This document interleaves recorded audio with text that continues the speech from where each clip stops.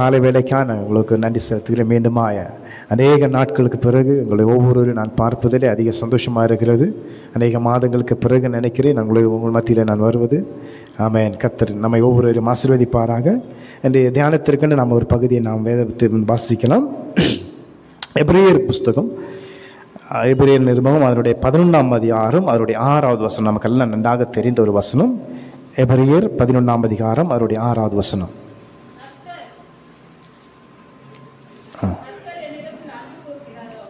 எபிரேயர் விசுவாசம் இல்லாமல் தேவனுக்கு பிரியமாயிருப்பது கூடாத காரியம். ஏனென்றால் தேவனிடத்தில் சேருகிறவன் அவர் உண்டென்றும் தம்மை தேடுகிறவர்களுக்கு பலன் அளிக்கிறவர் என்றும் விசுவாசிக்க வேண்டும். இங்கே பார்க்கிறோம், இங்கே என்ன வாசிக்கிறோம்னா, விசுவாசம் இல்லாமல் தேவனுக்கு பிரியமாய் இருக்க முடியும். இன்னைக்கு ஆண்டவருக்கு நாம் எதை செய்தாலும் அதெல்லாம் விசுவாசத்தின் மூலமாய் செய்தால்தான் நமக்கு ஆண்டவர் அதில் பிரியப்படுவாரா. அல்லாமல் நாம் எதை செய்தாலும் ஆண்டவர் அதில் பிரியப்படுவதில்லை. எதில் பிரியமாக இருக்கிறான்னா, நாம் விசுவாசம், ஆண்டவர் மேல் வைத்திருக்கிற விசுவாசம் இல்லையா. அன்னைக்கு பார்த்தீங்கன்னா ஒவ்வொருவரை பிரியப்படுத்தும்படி என்னென்னமோ பண்ணுறாங்க இல்லையா. ஒவ்வொரு ஆளை பிரியப்படுத்தணும். இப்போ கணவனை பிரியப்படுத்தும்படி மனைவி என்ன செய்யறான், எதையோ செய்து எப்படியாவது என்ன செய்யணும், அவரை பிரியப்படுத்தணும்னு விரும்புகிறார்.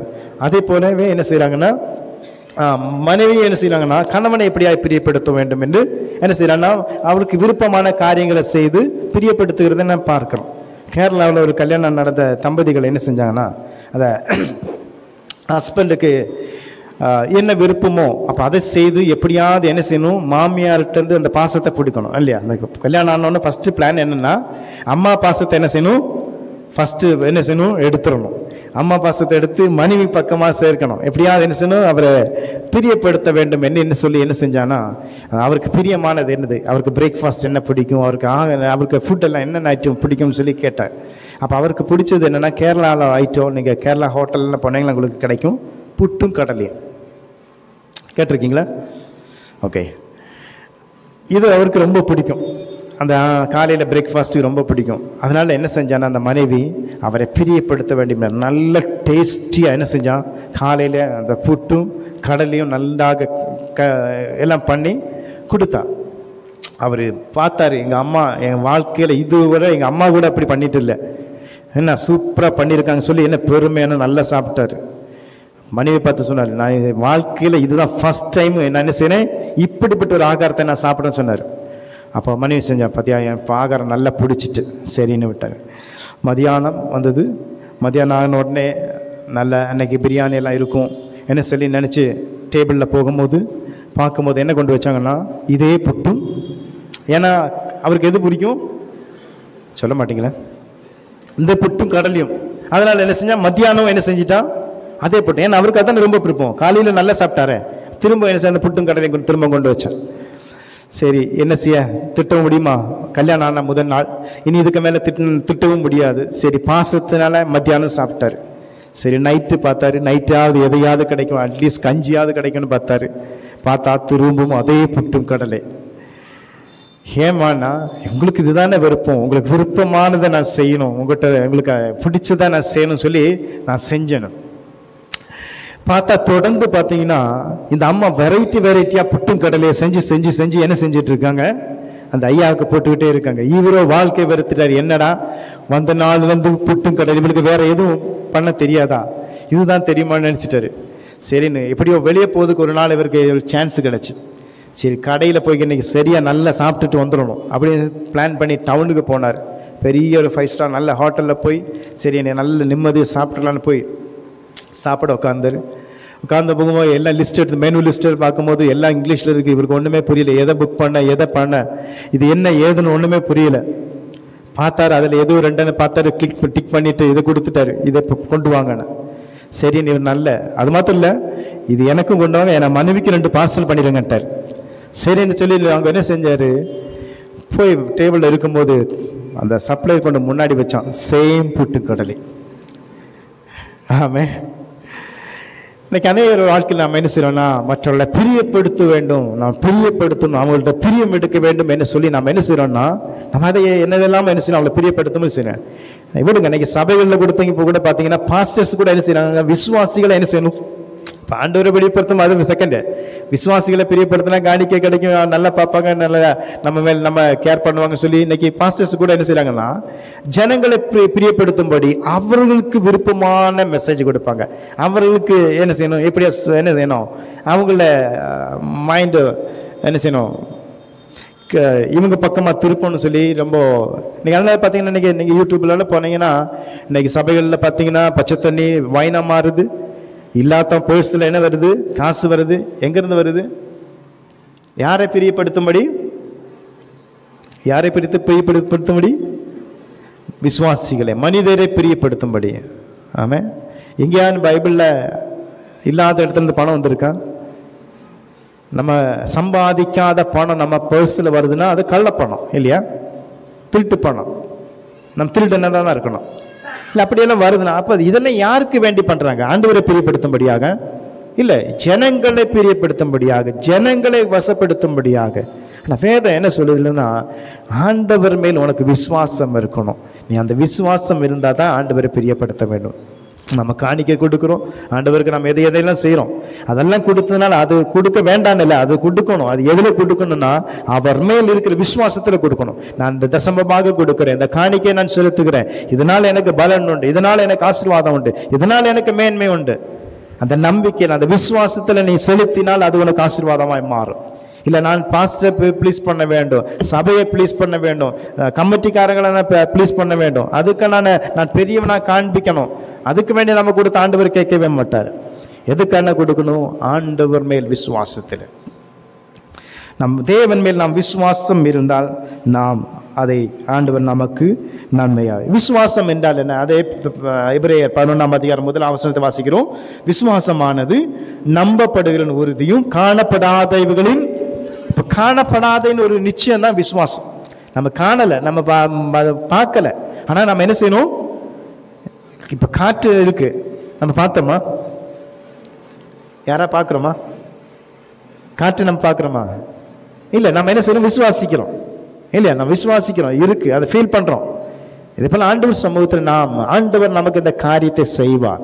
ஆண்டவர் என் வாழ்க்கையில் இதை செய்து விட்டார், ஆண்டவர் எனக்கு மேன்மை தந்து விட்டார், ஆண்டவர் எனக்கு உயர்வை தந்து விட்டார். நான் ஆலயத்து போவது வெறுமையாக இல்லை, நான் வேத புஸ்தகம் எடுத்தது வெறுமையாக இல்லை, நான் வேதம் வாசிப்பது ஆண்டவருக்காக செய்கிற காரியம் எல்லாம் வீணாக இல்லை, அதில் எனக்கு நன்மை உண்டு என்று நாம் விசுவாசிக்க வேண்டும். இந்த விசுவாசம் இருந்தால் கர்த்தரை நாம் மகிமைப்படுத்த முடியும். ஆமென். வேத புஸ்தகத்தில் நமக்கு 2-3 பேரை நான் உங்களுக்கு அறிமுகப்படுத்தி நான் இருக்க விரும்புகிறேன்.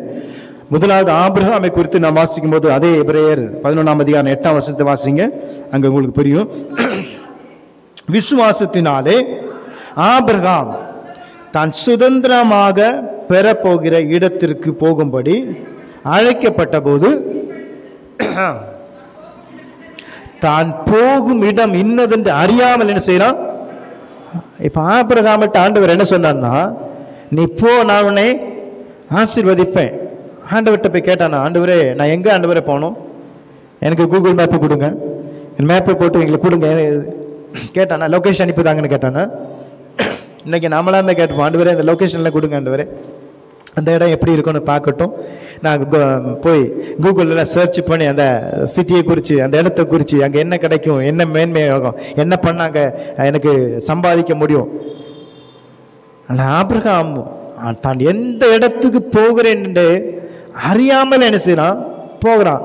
ஆண்டவரே நான் போய் எங்கே போகணும், நான் எங்கே போய் தங்குவேன், எனக்கு சாப்பாடு கிடைக்குமா, இல்லை எனக்கு தங்குறதுக்கு வசதி இருக்குமா? நான் மாத்திரம் போலையே, ஆபிரகாமனோட மனைவி லோத்து, இல்லை லோத்தினோட மனைவி, என்னோட வேலை ஆட்கள், இல்லை பொருட்கள் எல்லாம் எடுத்துட்டு தான் போறாங்க.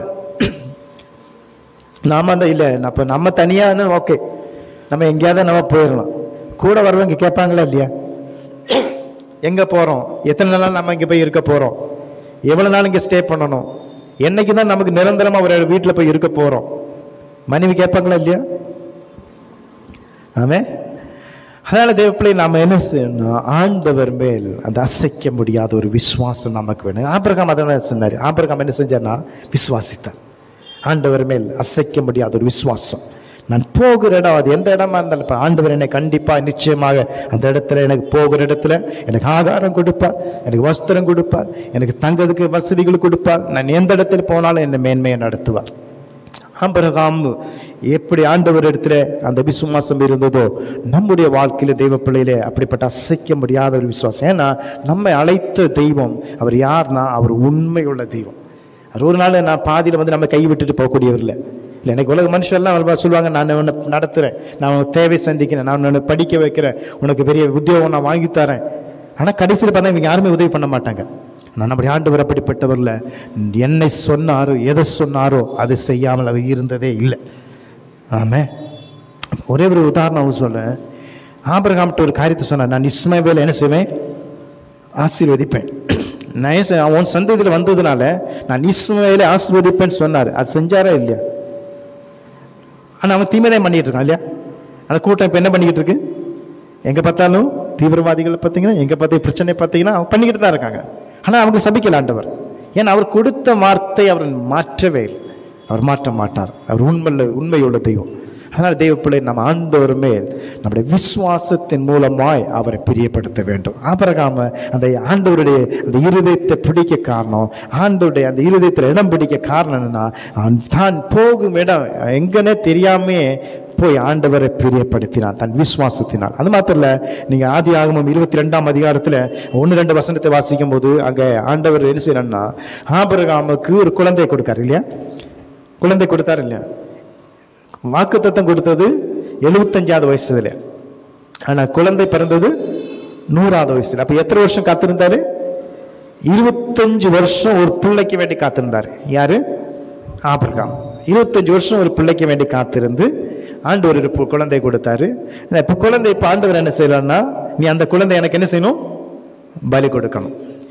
நீ அங்க அந்த பகுதி நீங்க வாசிக்கலாம், கொஞ்சம் கூட நமக்கு எமோஷனல்.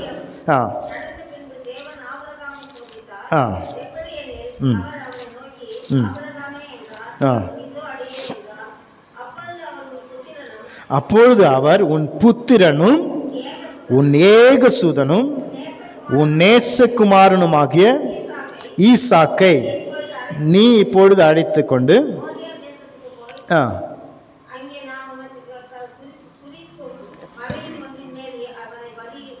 பலியிடு. அங்கே பார்க்கணும். அங்கே பார்த்தீங்கன்னா அவர் என்ன சொன்னா, அவர் எதை சொல்லுங்க, நான் உனக்கு தந்த பிள்ளை நீ என்ன செஞ்சிருக்கலாம், இந்த பலி கொடுன்னு சொல்லியிருக்கலாமே. நான் உனக்கு ஒரு குழந்தையை கொடுத்தனே, அந்த குழந்தை எனக்கு என்ன செய், பலி கொடுக்கணும். ஆனால் அவர் என்ன சொல்றேன்னா, அப்பொழுது அவர் உன் புத்திரனும் உன் ஏகசூதனும் உன் நேசகுமாரனும், உன்னுடைய புத்திரன் உனக்கு வேற பிள்ளைகளும் ஏககுமார், ஆனால் அதே மாதிரி உனக்கு நேசகுமாரன். ஏன்னா இத்தனை வருஷங்கள் காத்திருந்து பெற்றது எவ்வளோ அன்பு வச்சிருப்பாங்க, எவ்வளோ பாசம் வச்சிருப்பாங்க. நான் அந்த நேசகுமாரன் நீ என்ன செய், எனக்கு பலி கொடு. நாம தான் கேட்டிருப்போம், ஆண்டவரே எமக்கெல்லாம் அறிவு இருக்கான், இத்தனை வருஷமா நான் அது ஒன்றாவது நீ 75வது வயசுல எனக்கு வாக்குத்தத்தம் கொடுத்து 100வது வயசுல தானே தந்திரு. 100வது வயசுல தந்துட்டு அதை இப்போ நீ என் கையிலேருந்து பிடுங்குறீங்கன்னா, என் கையிலேருந்து அதை பறித்து எடுக்கீங்கன்னா, என் பிள்ளைய இப்போ பலி கொடுன்னு சொன்னா எவ்வளோ மோசம் நம்ம கேட்டிருப்போம். ஆனால் ஆபிரகாம் என்ன செய்யல, அது ஒன்றுமே சொல்ல. ஆண்டவர் என்ன சொன்னாரோ என்ன செஞ்ச, ஜஸ்ட் ஒபே. நான் என்ன செய்யணும், ஆண்டவர் சொல்றதை அப்படியே நான் கீழ்ப்படிய வேண்டும்.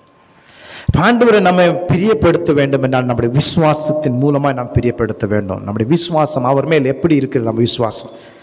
நம்ம வாயில பேசலாம் விசுவாசத்தை குறித்து, நம்ம என்ன வேணா பேசலாம், எவ்வளோ மெசேஜ் வேணா கொடுக்கலாம்.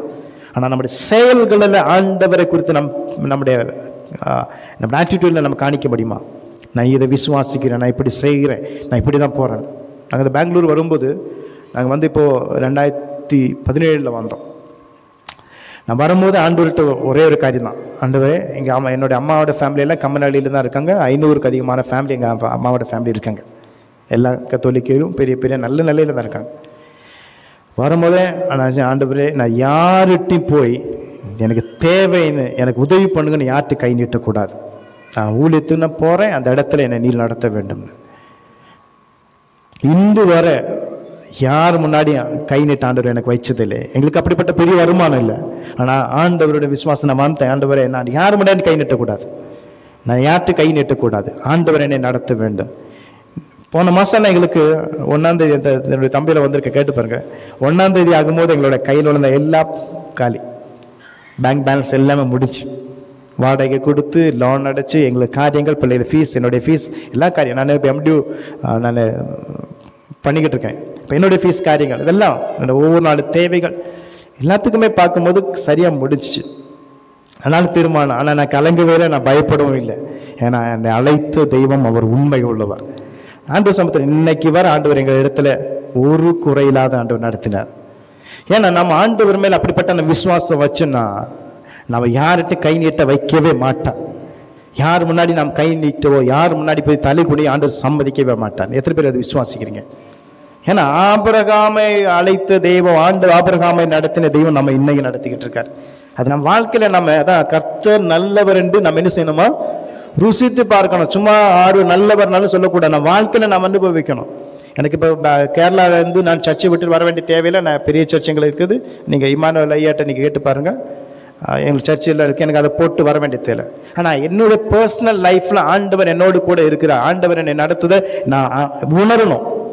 எங்கள் அப்பாவை நடத்தினது எனக்கு சாட்சி இருக்குது, எங்கள் அம்மாவை நடத்தினது சாட்சி இருக்குது, எங்கள் குடும்பங்கள் நடத்தினது சாட்சி இருக்குது. ஆனால் என்னுடைய பர்சனல் லைஃப்பில் நான் அதை அனுபவிக்கணும். அவர் நல்லவர் என்று நான் ருசிக்கணும். இந்த பெங்களூர் பட்டணத்தை கொண்டு ஆண்டவர் நல்லவர் என்று என்னை ருசிக்க வச்சேன். அதனால் எங்கே போனாலும் நான் தைரியமாக சொல்லுவேன், கர்த்தர் நல்லவர் என்று. அதனால் தெய்வ பிள்ளைகளை நம்ம என்ன செய்யணும்னா, அவனுடைய விசுவாசத்தின் மூலமாய் நாம் அவரை பிரியப்படுத்த வேண்டும். நம்ம விசுவாசிக்கிறோம், இது நடக்காதுன்னு நம்ம நினைக்கக்கூடாது, அது நடக்கும். ஒரு வேலை இல்லை, ஆண்டவர் என்னை வேலை தருவார். மற்றவர்கள் முன்னாடி நான் கஷ்டப்படுறேன், ஆண்டவர் உங்களை உயர்த்துவார். ஒரு நல்ல வீடு இல்லையா, ஆண்டவர் சம்பந்த விசுவாசம் இருங்க, ஆண்டவர் எனக்கு சொந்தமான நல்ல வீட்டை தருவார், எனக்கு நல்ல உயர்வை தருவார், மேன்மை தருவார். விசுவாசிங்க, அப்படியே நடக்கும். நான் ஆண்டவர் சமூகத்தில் நீ எதையெல்லாம் ஆசை, ஏன்னா தன்னுடைய பக்தர்களுடைய விருப்பங்களை அவர் நிறைவேற்றக்கூடிய தெய்வம். நீ எதை விசுவாசிக்கிறியோ, எதை நம்புகிறியோ, அது உன் வாழ்க்கையில் நீ அனுபவிக்க முடியும். வேணா நீங்கள் டைரியில் எழுதி வச்சு பாருங்க. நீங்கள் ஆண்டவர் மேல் விசுவாசமாய் இந்த காரியம் எனக்கு நடக்கும், இந்த டிசம்பர் 31 முன்னாடி என் வாழ்க்கையில் இது நடக்கும், நீங்கள் விசுவாசம் இருந்து பாருங்க, கண்டிப்பாக தான் நடக்கும். ஏன்னா அந்த விசுவாசத்தை ஆண்டவர் பார்க்காரு. நீ ஆண்டவர் மேலே வைக்கிற அந்த விசுவாசத்தை பார்க்காரு. அது மூலமாக ஆண்டவரை நாம் பிரியப்படுத்த முடியும். அப்போ கொண்டாவது பார்த்தா ஆபிரகாம் என்ன செய்யறான்னா, தன் பிள்ளையை கூட பலி கொடுக்கும்போது கூட அவன் பதறி போகவில்லை, அவன் தைரியமாக போகிறான். போகும்போது என்ன சொல்லிட்டு போகிறான், வேலையாட்கள்கிட்ட, நானும் என்னோட குமாரன் என்ன செய்யணும், போய் பலி செலுத்தி நான் வருவேன்னு சொன்னாரா, வருவோம்னு சொன்னாரா? நாங்கள் வருவோம். அவருக்கு தெரியும், என்னுடைய அப்பா, என்னுடைய பரலோக தேவன் ஒரு நாள் என்னுடைய பிள்ளை கொல்ல மாட்டார், ஜீவனோடு கொண்டு வருவார். விசுவாசத்தில் போகிறான். நான் போய் நான் வருவேன்னு சொல்லி விசுவாசத்தில் பண்ணிட்டு போகிறான். போனோன்னா மலையில் போனோன்னா பிள்ளை கேட்குது, அப்பா விறகு இருக்குது, தீ இருக்கிறது, நான் பலிக்கான ஆடு எங்கே? அதுக்கு என்ன சொன்னார், எல்லாம் கர்த்தர் பார்த்து கொள்ளுவார். அதே மாதிரி ஆண்டவர் ஆயத்தம் பண்ணார் இல்லையா? நமக்கும் இதை போல கர்த்தர் நம்முடைய வாழ்க்கையில் எல்லாவற்றையும் ஆயத்தம் பண்ணி வச்சிருக்காரு. நம்ம வாயில் நல்ல அறிக்கை உண்டாகணும். ஆண்டவர் பார்த்து கொள்வார், ஆண்டவர் தருவார், ஆண்டவர் என்னை நடத்துவார், ஆண்டவர் என்னை மேன்மைப்படுத்துவார், ஆண்டவர் என்னை உயர்த்துவார். அப்படிப்பட்ட நம்பிக்கை, நம்முடைய விசுவாச அறிக்கைகள் நமக்கு உண்டாக வேண்டும். இரண்டாவது, அதே ஆபிரகாமோடு கூட போன லோத்துண்ட காரியத்தை நீங்கள் பார்த்தீங்கன்னா, அந்த ஆதியாகமம் 19ஆம் அதிகாரம் 17 முதல் அதனுடைய 19 வசனங்களை வாசிக்கும் போது நீங்கள் வீட்டில் போய் வாசிங்க. ஏன்னா நம்ம சரித்திரம்லாம் நமக்கு நல்லாவே தெரியும், இந்த ஸ்டோரிஸ் எல்லாம் நல்லா தெரியுதுனால அப்படி நான் உங்களுக்கு கதை போல நான் சொல்லி போகிறேன். அங்கே பார்த்தீங்கன்னா ஆபிரகாம் இந்த லோத்து கூட வரும்போது இவங்க ஆசீர்வதிக்கப்பட்டா இவங்களுக்குள்ள என்ன வருது, பிரச்சனை வருகிறது. பிரச்சனை வருவது ஆபிரகாம் என்ன சொல்கிறேன்னா, நாம் சகோதரர்கள், நமக்கு என்ன வேண்டாம், பிரச்சனைகள் வேண்டாம். நம்ம முன்னாடி இவ்வளோ பெரிய பூமி இருக்கிறது, நீ வலதுபுறம் போகணும், வலதுபுறம் போ, நீ இடதுபுறம் போ, எனக்கு எதுவும் ஆட்சேபனே இல்லை சொல்லி அவங்க 2 பேரும் பிரிந்து போகிறாங்க. அந்த இடத்துல நான் பார்க்கும்போது லோத்து என்ன செய்கிறான்னா, அந்த சோதம் குமாரா அந்த பட்டணத்தை பார்க்கும்போது மிக செழிப்பாக இருந்துச்சு, செட்டிலாக நல்லா இருந்துச்சு, பிள்ளைகளுக்கு நல்ல எதிர்காலம் இருக்குன்னு சொல்லி அந்த இடத்துல தங்கி விடுகிறான். அந்த இடத்துல தங்கி விடுகிறான். தொடர்ந்து பார்த்தீங்கன்னா அந்த இடத்துல தொடர்ந்து பாவம் பெருகுகிறது.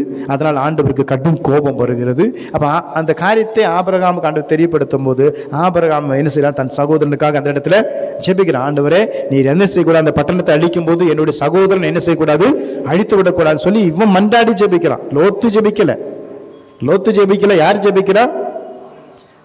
ஆபிரகாம் ஜெபிக்கிறார். என்ன செய்யறாரு, ஆண்டவரே அந்த இடத்துல ஒரு 10 நீதிமான்கள் நீ அனுப்பிறான். ஒவ்வொரு கொஸ்டின் ஆண்டவர்கிட்டே கேட்டுக்கிட்டு இருக்கான். என்ன சொல்றான், அதுக்காக அந்த இடத்துல மண்டாடி செபிக்கும் போது ஆண்டவர் என்ன செய்யறாரு, இவனுக்காக என்ன செய்ய தூதர்களை அனுப்பி எப்படி செய்யணும், அதை விடுவிக்கும்படி ஆட்கள் அந்த தூதரை அந்த வீட்டுக்கு அனுப்புறாங்க. நீங்க அதை தொடர்ந்து உள்ள பகுதியில் ரொம்ப இன்ட்ரெஸ்டிங்கா இருக்கும். அங்க நீ பார்த்தீங்கன்னா அவரோட 16 வசனத்தை நீங்க வாசிச்சீங்கன்னா அங்க 19 ஆதியாகமம் 19:16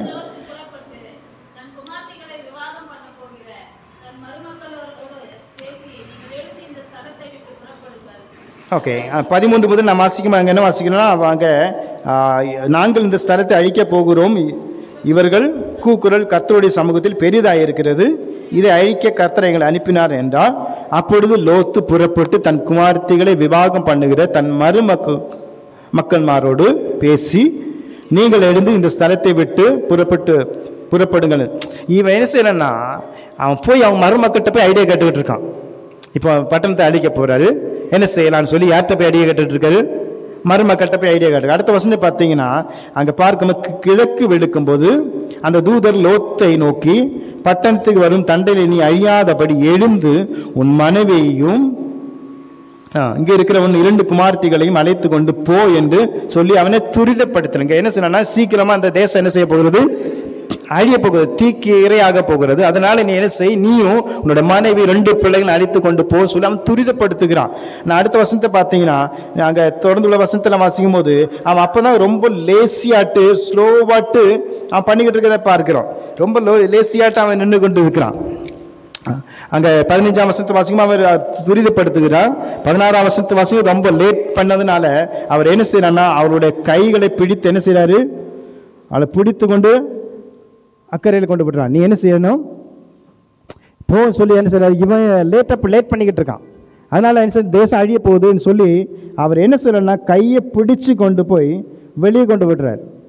இன்னைக்கு ஆட்கள் அப்படி தான், அழிவு வரப்போகுது, பிரச்சனை வரப்போகுது சொன்னால் அப்போ தான் நம்ம ஆட்களை ரொம்ப லேசியாக என்ன செய்வாங்க, ரொம்ப சிம்பிளாக எடுத்துட்டு இருப்பாங்க. அழிவு வருகிறது என்றால், பிரச்சனைகள் வருகிறது என்றால் அதற்கு முன்னாடி ஆண்டவர் காண்பிக்கிற வழியை பார்த்து என்ன செய்ய வேண்டும், நம்ம செல்ல வேண்டும். இங்கே பார்க்கிறோம் அவன் என்ன செய்யறான், அவன் போக முடியாதபடி அங்கே நிற்கிறான். 17ஆம் வசனத்தை வாசிக்கும் போது அவர் என்ன சொல்றாருன்னா, நீ ஜீவன் தப்ப ஓடிப்போன்னு சொல்றாரு. நீ ஜீவன் தப்புனா நீ என்ன செய்ய, ஓடிப்போன்னு சொல்றாரு. அதுக்கு அவன் 18ஆம் வசனத்தில் லோத்து என்ன சொல்றான்னா, அதற்கு லோத்து, அப்படி அல்ல ஆண்டவரே, உமது கண்களில் உமது அடியேனுக்கு கிருபை கிடைத்ததே, என் பிராணனை காக்க தேவரீர் எங்களுக்கு செய்த. இப்போ லோத்து என்ன சொல்றேன்னா, ஆண்டவரே இது அப்படி இல்லை, உன்னுடைய கண்களில் எனக்கு என்ன செய்யறது தயவு கிடைச்சி பெரிய ஒரு ஆபத்திலிருந்தெல்லாம் என்னை விடுவித்து எல்லாற்றுக்கும் நன்றி சொல்லி அவர் என்ன சொல்றேன்னா அடுத்த வசனம் சொல்லுது, நான் மலைக்கு ஓடி போக என்னால் முடியாது. காரணம் என்ன சொல்றேன்னா, தீங்கு என்னை தொடரும். இப்போ எதுக்கு மலைக்கு ஓடி போக அந்த தூதன் சொன்னாரு, எதுக்கு சொன்னாரு, தேசம் அழிய போகுது, நீ மரித்து போகக்கூடாது, நீ சாகக்கூடாது, நீ அழிந்து போகக்கூடாது, நீ நல்லா இருக்கணும், ஆசீர்வாதமா இருக்கணும், இதை விட்டு ஓடிப்போன்னு சொல்லும் போது அவன் என்ன சொல்றான்னா, அந்த மலைக்கு நான் போனேன்னா நான் செஞ்சிருவேன், நான் செத்து போயிடுவேன். ஆனால் இதை நீங்கள் ஆபிரகாமையும் இவரையும் கம்பேர் பண்ணி பார்க்கலாம். ஆபிரகாம் என்ன சொன்ன, திரும்ப ஒரு வார்த்தை கூட எங்கே போகணும் ஆண்டவரே, எந்த இடத்துக்கு நான் போகணும், நான் என்ன செய்யணும் கேட்கவே இல்லை, ஒரு கொஸ்டின் கூட கேட்கல. ஆனால் லோத்து என்ன சொல்கிறேன்னா, அப்படி இல்லை ஆண்டவரே, அங்கெல்லாம் நான் போனால் என்ன செஞ்சிருவேன், நான் செத்து போயிடுவேன், நான் அழிஞ்சு போயிடுவேன், அதனால அங்கெல்லாம் என்னால் போக முடியாது. அதனால் நீங்கள் என்ன செய்யுங்க, பக்கத்தில் ஒரு ஊர் இருக்குது, அந்த இடத்துக்கு என்ன அனுப்பி விடுங்கன்னு. சரின்னு சொல்லி அவங்க என்ன செய்கிறாங்கன்னா, சரி பக்கத்து ஊருக்கு அனுப்போன்னு சொல்லி அங்கே அனுப்பி விடுறதை நான் பார்க்குறோம்.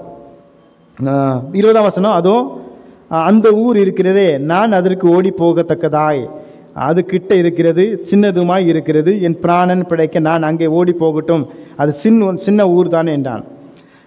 21ஆம் சொல்லுது, நீ கேட்டுக்கொண்ட ஊரே நான் கவிழ்த்து போடாதபடிக்கு இந்த விஷயத்தில் நான் உனக்கு அனுகிரகம் பண்ணுகிறேன்னு சொல்கிறார். அப்படி பார்த்தீங்கன்னா அடுத்து நீங்கள் பார்த்தீங்கன்னா தொடர்ந்து நீங்கள் அந்த பட்டணத்துக்கு கூட அவன் இருக்கலை. கடைசியாக நீங்கள் பார்த்தீங்கன்னா அடுத்து 29 வாசிக்கும் போது அங்கே வாசிங்கன்னா அந்த இடத்த விட்டு திரும்ப என்ன செய்யறான், இவன் மலைக்கு ஓடி போகிறான். மலைக்கு ஓடி போய் திரும்ப என்ன செய்யறான்னா, அந்த இடத்துல போய் அந்த ஆளுகளை பயந்து, அந்த ஊருக்கார பயந்து இவன் அடுத்த மலைக்கு ஓடி போகிறான். சரி, போனதோட முடியல, அங்கே தான் இனி இப்போ வேற மெயினான ஒரு காரியமே நடக்கிறது. இவன் ஆண்டவருடைய வாக்குத்தத்தத்தை கேட்டு ஆபிரகாம் எப்படி ஆசீர்வதிக்கப்பட்டானோ அதே போல இந்த லோத்தும் ஆசீர்வதிக்கப்பட வேண்டியவன். லோத்தினுடைய வாழ்க்கையில் மேன்மை வர வேண்டியது.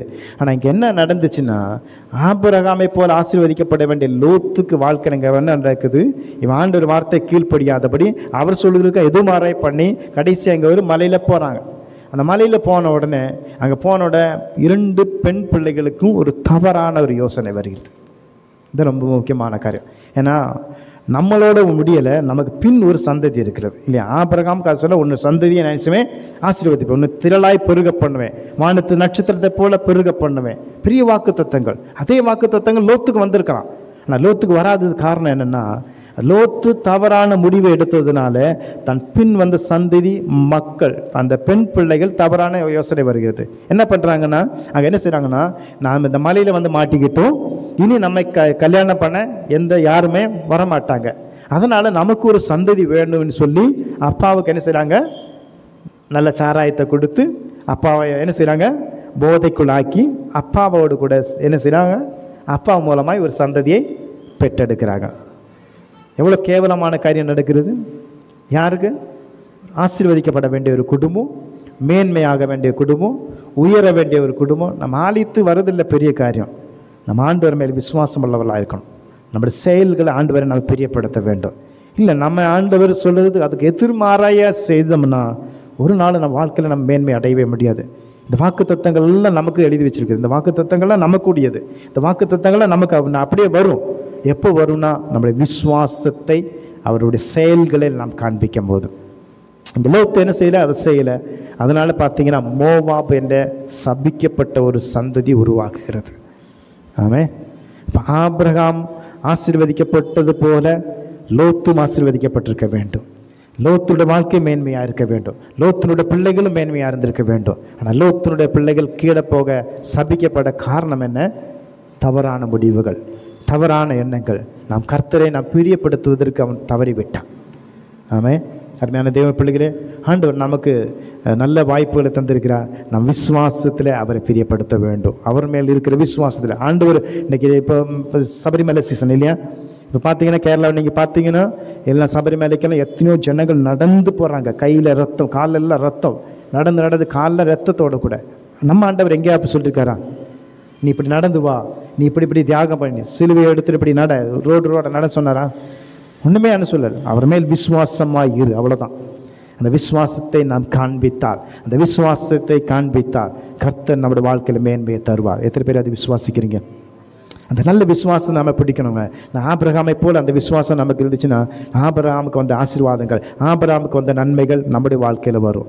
அதே போல் ஒரு ஆளை கூட சொல்லி நான் நிறுத்துகிறேன். பேதுரு பார்த்தீங்கன்னா, பேதுரு ரொம்ப அவசர புத்தி உள்ளவன் இல்லையா. எப்போ பார்த்தீங்கன்னா ஆண்டவர்கிட்ட அடிக்கடி திட்டு வாங்கிக்கிட்டு அடிக்கடி ஆண்டவர்கிட்ட அடி வாங்கிக்கிட்டே இருப்பார். ஏன்னா இவர் ஆண்டவரை ரொம்ப நேசிக்கக்கூடியவர். அதனால் அவசரமாக என்ன முடிவுகளெல்லாம் எடுக்கக்கூடியவர். பேதுருவோடு கூட இருந்த சீஷர்களும் எல்லாரும் என்ன செய்றாங்க, அந்த 3.5 ஆண்டு காலம் ஆண்டவரோடு கூட எல்லா அற்புதங்களையும் அடையாளங்களையும் எல்லா நன்மைகளும் கண்டு வளர்ந்தவர்கள் இல்லையா. ஆண்டவரோடு கூட நடந்தவர்கள், எல்லா அற்புதங்களையும் பார்த்தவர்கள், எல்லா அதிசயங்களையும் பார்த்தவர்கள். ஒரு முறை ஆண்டவர் என்ன செய்யறான்னா, நீங்கள் மத்தேயு 14ஆம் அதிகாரம் 26 முதல் 29 உள்ள வசனங்கள் வீட்டில் போய் வாசிங்க. அங்கே பார்க்கும்போது ஆண்டவர் ஒரு நாள் என்ன செய்யறா, இந்த கடல் மேல் நடந்து வரும்போது இந்த பேதுரு என்ன சொல்றான்னா பார்க்குறாரு. மற்றவர்களெல்லாம் பார்த்து எல்லாரும் பார்த்து என்ன சொன்னாங்க, ஏதோ பேய் பிசாசு வருகிறதுனாங்க. அப்போ தான் சொல்ல இல்லை, நான் தான் சொல்லும் போது பேதுரு மாத்திரம் என்ன சொன்னேன், ஆண்டவரே அப்படி ஆனால் நான் என்ன செய்ய வேண்டும், இந்த கடல் மேலே நான் நடக்க வேண்டும். மற்ற சீஷர்கள் நடந்தாங்களா இல்லை, இவங்க ஈக்குவலாக தானே இருக்காங்க. இவங்கள மாதிரி தானே அவரும் வந்து படித்தாங்க. இவங்களும் 3.5 வருஷம் இவரோடு கூட தான் ஊழியம் செஞ்சாங்க. யாருக்காவது அந்த விசுவாசம் வந்துச்சா? யாருக்கு அந்த விசுவாசம் வரல. ஆனால் பேதுருக்கு என்ன செய்யுது, விசுவாசம். ஆண்டவரை நீர் நடந்தால் கண்டிப்பாக என்னால் நடக்க முடியும். நான் உம்முடைய பிள்ளை, நான் உம்முடைய சிஷ்யன், நான் என்ன செய்ய முடியும், என்னால் நடக்க முடியும். அந்த விசுவாசம் தாங்க வேண்டாம் நமக்கு. நம்ம அதெல்லாம் பார்த்து கொஸ்டின் பண்ணிக்கிட்டு இருக்கக்கூடாது. இது நடக்குமா அதெல்லாம் பார்த்து நம்ம ஆராய்ஞ்சிட்டு இருக்கக்கூடாது. நீ பிளைண்டாக ஆண்டவரை எப்போ விசுவாசிக்கிறோமோ அப்போ நம்ம வாழ்க்கையில் ஆசீர்வாதம் வரும். பேதுரு அதை தான் செஞ்சார். ஆண்டவர் எதிர்பார்க்கல, நான் போய் கடலில் முங்கிடுவேன், நான் உள்ளே போயிடுவேன், ஒன்றுமே யோசிக்கலை. ஆண்டவர் மேல் நம்பிக்கை வைத்தான், ஆண்டவர் மேல் விசுவாசத்தை வைத்தான். ஆண்டவர் என்ன செஞ்சார்? அவன் நடக்க வைத்தாராமே. நீங்கள் நினச்சி பாருங்க, 3.5 வருஷம் மற்ற சீஷர்கள் படித்தும் அவங்களுக்கு அந்த இல்லாத விசுவாசம் பேதுருக்கு வந்துச்சு. அதனால தான் பார்த்தீங்கன்னா பேதுரு மூலமாய், அவரோட பிரசங்கம் மூலமாய் ஆயிரக்கணக்கான ஜனங்கள் விடுவிக்கப்பட்டார்கள், ரட்சிக்கப்பட்டார்கள். ஆமென். அதனால ஆண்டவரை நாம் என்ன செய்ய வேண்டும்? விசுவாசம் இல்லாமல் தேவனுக்கு பிரியமாக இருப்பது கூடாத காரியம். ஆண்டவர் மேல் நல்ல விசுவாசம் வைப்போம், நாம் விசுவாசிப்போம். நாம் எந்த காரியத்தில் நீங்கள் பயப்பட்டு கொண்டு இருக்கீங்களோ, எந்த காரியத்தை குறித்து துக்கப்பட்டு கொண்டு இருக்கீங்க, எந்த காரியத்தை நினைத்து நீங்கள் கண்ணீர் வடித்து கொண்டு இருக்கிறீர்களோ, அந்த காரியத்தில் விசுவாசத்தை வைங்க. ஆண்டவர் அந்த காரியத்தை உங்களுக்கு நடத்தி தருவார். சந்தோஷமா இருக்கீங்களா? ஆண்டவர் இந்த வார்த்தை மூலமாக நம்ம ஆசீர்வதிக்கட்டும். நாம் எல்லாம் எழுந்து நிற்போம். ஒரு பாடலை பாடும்போது நாம் காணிக்கையில் செலுத்தலாம். ஆமென். நம்ம எல்லாம் சேர்ந்து உன்னதமானவரின் பாடி காணிக்கையில்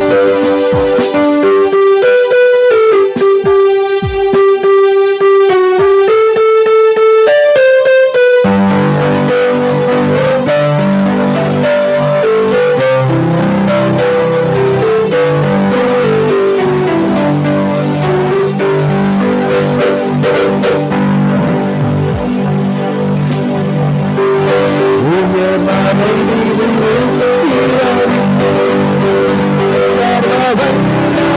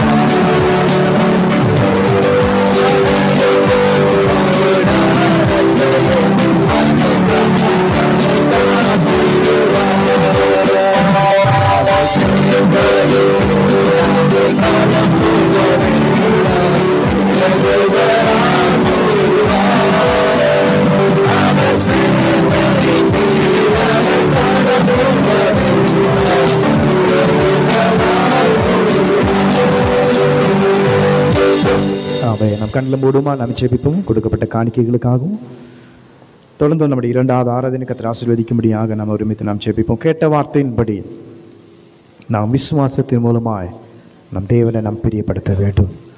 நம் ஆண்டவருக்கு எதையோ நாம் செய்கிறோம். சபைக்காய் கஷ்டப்படுகிறோம், ஆலயத்திற்காக செய்ய வேண்டிய காரியத்திலும் அநேக நல்ல கிரியைகள் நாம் செய்து வருகிறோம். அதோடு கூட தேவன் மேல் அந்த விசுவாசத்தோடு கூட அவர் விசுவாசத்தின் மூலமாய் நாம் தேவனை பிரியப்படுத்த வேண்டும். அது ரொம்ப முக்கியமான காரியம். நம்முடைய வாழ்க்கையில் நாம் ஏற்றுக்கொள்வோம். தொடர்ந்து கர்த்தர் ஆசீர்வதிப்பாராக. எங்கள் அன்பும் இரக்கம் நிறைந்த நல்ல பிதாவே, ஆசீர்வதிக்கப்பட்ட இந்த நல்ல நேரத்திற்காக நாங்கள் உங்களுக்கு நன்றி செலுத்துகிறோம். உங்களுடைய பிள்ளைகளான நாங்கள் ஒருமித்து சமூகத்தில் கடந்து வந்து நம்முடைய நாமத்தை உயர்த்தும்படி தேவரே நீர் எங்களுக்கு பாராட்டின பெரிய பாக்கியத்திற்காக நாங்கள் நன்றி செலுத்துகிறோம். நாம் இந்த ஆராதனை தொடக்கும் முதல் முடிவு வரை தேவ பிரச்சனை எங்களோடு கூட இருந்ததை நாங்கள் உணர்கிறோம். அருமையான பிள்ளைகள் வெறுமையாக அல்ல கர்த்தாவை போகிறார்கள், பூர்ண ஆசீர்வாதத்தோடு கூட பூர்ண நம்பிக்கையோடு கூட கர்த்தாவை பிள்ளைகளை அனுப்புகிறபடியாக நன்றி செலுத்துகிறோம். இந்த நாட்டில் பாரப்படுகிற கர்த்தாவை கண்ணீரோடு கூட இருக்கிற, துக்கப்படுகிற, வேதனைப்பட்டு கொண்டு இருக்கிற, கலக்கமடைந்திருக்கிற எல்லா விஷயத்தின் மேல் ஒரு மாறுதல் உண்டாகும்படியாக நான் ஜெபிக்கிறோம். நீர் பெரியவர், அற்புதங்களை செய்கிற தெய்வம், பெரிய காரியத்தை செய்வீராக. உடைய பிள்ளைகளோட விருப்பத்தின்படி நல்ல எதிர்காலத்தை கற்றுக் கொடு, நல்ல ஆசீர்வாதத்தை கொடுத்து நடத்துவீராக. என்ற வார்த்தையின்படி கர்த்தாவே ஆபிரகாமை போல நாங்கள் விசுவாசத்திலுமே பிரியப்படுத்தக்கூடிய அந்த கிருபைகளை தரும்படியாக ஜெபிக்கிறோம். அதே போல கர்த்தாவே நாங்கள் கொடுக்கப்பட்ட இந்த காணிக்கைகளை கர்த்தர் ஏற்றுக்கொண்டு நீ ஆசீர்வதியும், கொடுத்த எல்லா கரங்களை ஆசீர்வதியும். வேறு சொல்லுது, நீயோ கடன் வாங்க மாட்டாய், அநேக சாதிகளுக்கு நீ கொடுப்பாய், நீ இப்பொழுது இருக்கிறதை பார்க்கிறோம், நீ உன்னை 1000 மடங்காய் ஆசீர்வதிப்பேன்னு சொன்ன தெய்வம் பிள்ளைகளை ஆசீர்வதிமாண்டவர். தங்களுடைய கஷ்டத்தின் மத்தியில் கர்த்தருடைய ஊழியத்திற்காய் கொடுத்த அந்த காணிக்கையை ஏற்றுக்கொண்ட பிரதிபலனை கர்த்தர் கொடுக்க ஜெபிக்கிறோம். அநேக சாட்சி கொடுக்க வேண்டும். ஆலயத்திற்கு கொடுத்த காணிக்கையை செலுத்தின, தசமமாக கொடுப்பேன், அதனால் நான் ஆசீர்வாதமாக இருக்கிறேன் என்று சொல்லுகிற அளவுக்கு ஒரு மேன்மையும் ஆசீர்வாதத்தை கர்த்தர் கட்டளையிடும்படி ஜெபிக்கிறோம். தொடர்ந்து ஆசீர்வதி, தேவைகள் எல்லாம் சந்தியும். தொடர்ந்துடைய இரண்டாவது ஆராதனையும் ஆசீர்வதிக்கிறார். மகிமையின் கருத்துக்கள் தாத்துறோம். சபையாரு கதாவே சபையில் எல்லா கமிட்டி மெம்பர்ஸ் 5 சபை ஊழியர்கள் எல்லாம் தாத்துறோம். ஒவ்வொரு இடத்தில் ஆசீர்வதிக்கிறாங்க. தேவை கருத்துக்களை ஒப்புக் கொடுத்துடும், கிருபைக்குள் மறைத்துக் கொள்ளும். எல்லா துதிகளை மகிமையாக செலுத்துகிறோம். இயேசு நாம் செபிக்கிறோம் நல்ல தகப்பனே. என் ஆத்துமாவே கர்த்தரை ஸ்தோத்திரி, என் முழுமே பரிசுத்த நாமத்தை ஸ்தோத்திரி. என் ஆத்துமாவே கர்த்தர் கிருபையும் கூடாது நன்கு ஐக்கியம் காவல் நீங்கள் என்ன சதாக்காலம் வருவதற்கு நாம் அனைவரோடு கூட இருப்பதாக. ஆமென்.